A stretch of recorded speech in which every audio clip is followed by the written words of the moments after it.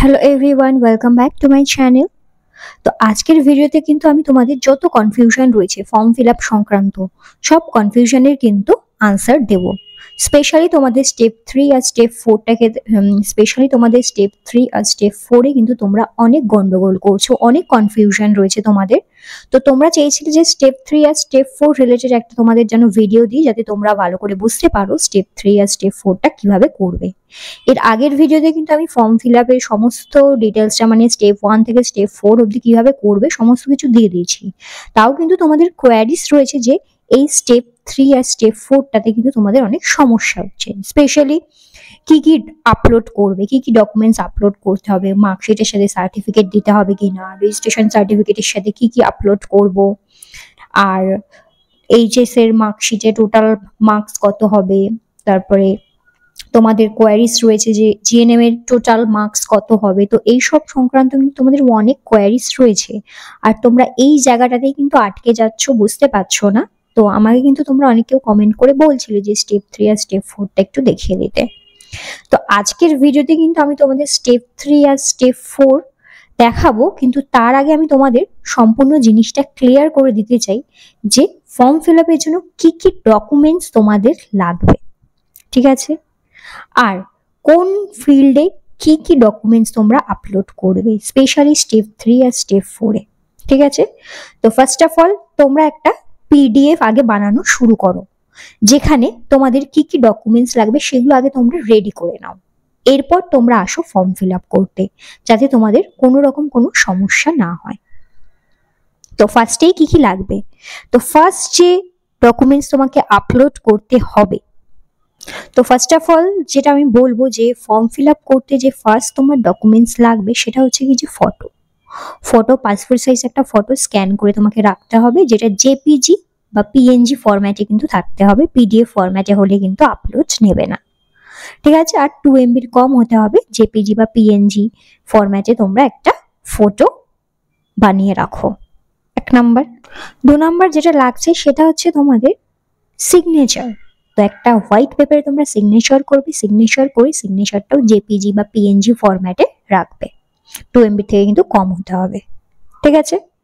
Third যে ডকুমেন্টসটা লাগছে সেটা হচ্ছে তোমাদের অ্যাড্রেস প্রুফ। তো অ্যাড্রেস প্রুফ হিসাবে তোমরা আধার কার্ড দিতে পারো বা ভোটার কার্ড দিতে পারো, যেটা ইচ্ছা, যেটা তোমাদের কাছে অ্যাভেলেবিলিটি রয়েছে সেটা তোমরা কি করবে, এটা পিডিএফ ফরম্যাটে বানাবে, যেটা হচ্ছে কি যে ফ্রন্টটাও থাকতে হবে আর ব্যাক পোর্শনটাও কিন্তু থাকতে হবে, মানে সামনে আর পেছনে দুটোই কিন্তু স্ক্যান করে নিয়ে একটা পিডিএফ বানিয়ে রাখবে। পিডিএফটা কিন্তু আমি বারবার বলছি 2 MB থেকে কিন্তু কম হতে হবে।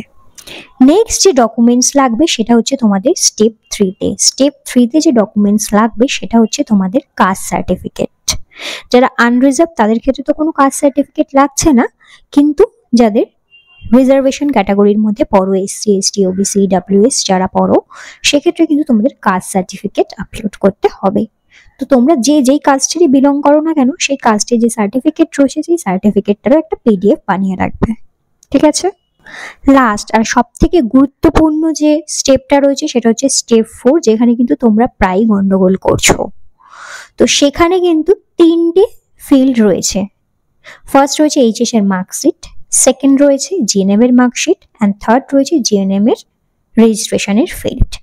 এই ফিল্ডে তোমরা কি কি আপলোড করবে সেটা নিয়ে কিন্তু তোমরা প্রায় সমস্যায় ভুগছো বা কনফিউশনে রয়েছো। তো ফার্স্ট যে রয়েছে এইচএস এর মার্কশিট আপলোডের জায়গা, সেখানে তোমরা কি কি আপলোড করবে, সেখানে তোমরা আপলোড করবে 1 নাম্বার মার্কশিট, তার সাথে দেবে তোমাদের এইচএস এর যে সার্টিফিকেটটা তোমরা পেয়েছো সেটা, মানে দুটো ডকুমেন্টস কিন্তু আপলোড হবে এইচএস এর মার্কশিটের আপলোডের জায়গায়।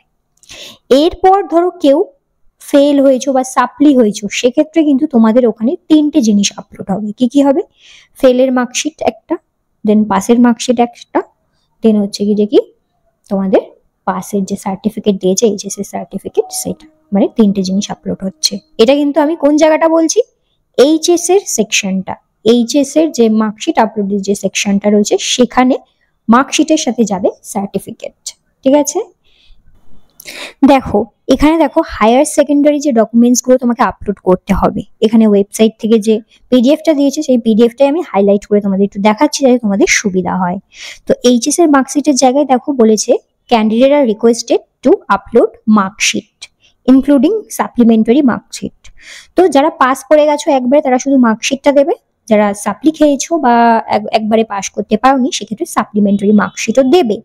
এর সাথে দেখো লেখা রয়েছে along with past certificate of higher secondary examination. মানে মার্কশিটের সাথে তোমাকে কি অ্যাড করতে হবে, যে পাস সার্টিফিকেট দেওয়া হয় না, এইচএস এর একটা সার্টিফিকেট দেওয়া হয়, সেই সার্টিফিকেটটা তোমাকে কিন্তু আপলোড করতে হবে। তাই তোমরা কি করবে, পিডিএফ করে নেবে অ্যান্ড দেন ওটাকে আপলোড করবে। ঠিক আছে। আর একটা তোমাদের সমস্যা যেটা রয়েছে সেটা তোমরা বুঝতে পারছিলেন না, সেই জায়গাটা হচ্ছে যে এইচএস এর যে মার্কস ক্যালকুলেশনটা রয়েছে ওখানটায় টোটাল মার্কস আমরা কত দেব। তো ফার্স্টেই তোমরা রেজাল্টটা খুলবে, রেজাল্টটা খুলে দেখবে তোমাদের কতগুলো সাবজেক্ট তোমরা দেখতে পাচ্ছ। বেস্ট অফ 5টা কাউন্ট করা হয়, কিন্তু সাবজেক্ট কিন্তু কারোর একটা এক্সট্রা থাকে, মানে 6টা থাকে। যারা আরো আগে দিয়েছো, মানে পুরোনো, মানে 2012-13-তে দিয়েছো, তো তাদের ক্ষেত্রে কিন্তু দেখবে 7টা সাবজেক্টও হচ্ছে। বেস্ট অফ 5 কাউন্ট হয় কিন্তু সাবজেক্ট রয়েছে 7টা। তো তোমরা কি করবে, তোমরা তোমাদের মার্কশিটে দেখে নেবে কতগুলো সাবজেক্ট রয়েছে, ওই সাবজেক্ট দেখে কিন্তু তোমরা টোটাল মার্কসটা বসাবে। ঠিক আছে। পর হচ্ছে কি যে তোমাদের জিএনএম এর মার্কশিটের জায়গা, জিএনএম এর মার্কশিটের জায়গায় কি করবে তোমরা, দেখো নেক্সট হচ্ছে, দেখো জিএনএম এর মার্কশিট যেটা রয়েছে সেখানে তোমরা কি করবে, সেখানে দেখো লেখা রয়েছে অল ইয়ার মার্কশিট, মানে first year, second year, third ইয়ারের যত মার্কশিট রয়েছে সেটা কিন্তু আপলোড করবে।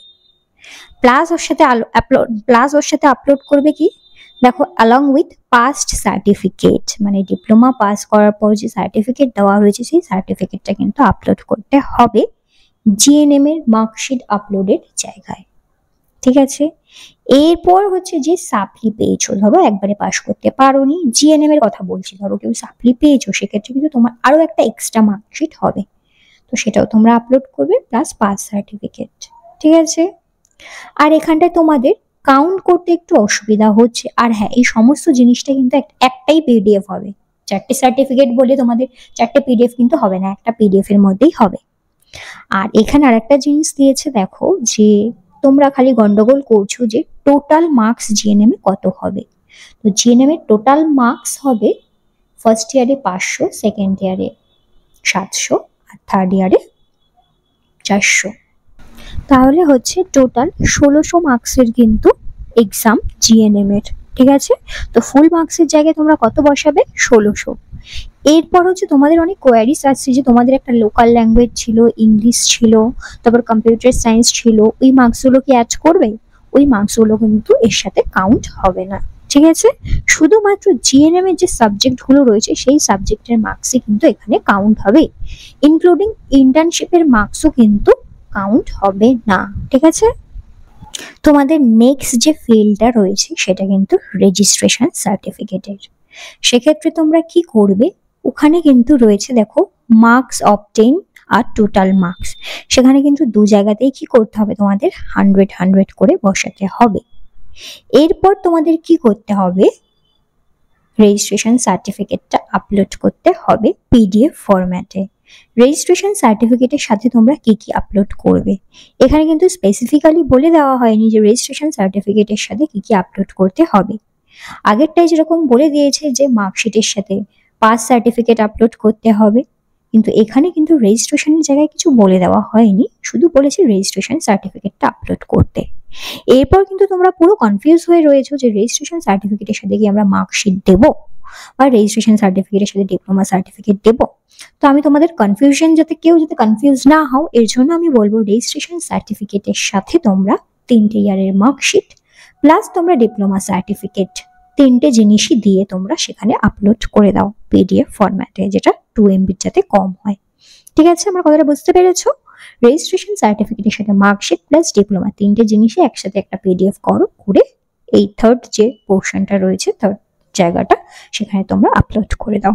তাহলে কোনো রকম কোনো কনফিউশনই থাকবে না। আশা করি তোমরা বুঝতে পেরেছো 3টে ফিল্ডে কি কি আপলোড করতে হবে। নেক্সট যে সার্টিফিকেট মানে আপলোড করতে হবে সেটা হচ্ছে ডিপ্লোমা সার্টিফিকেট। তো এক্ষেত্রেও তোমরা অনেক কনফিউজ হয়ে রয়েছো যে ডিপ্লোমা সার্টিফিকেটটা কি করে আপলোড করব। তো যাদের ডিপ্লোমা থাকবে সেক্ষেত্রে তোমরা ডিপ্লোমাতে ক্লিক করবে, ক্লিক করলেই তোমাদের জন্য একটা ড্যাশবোর্ড খুলে যাবে।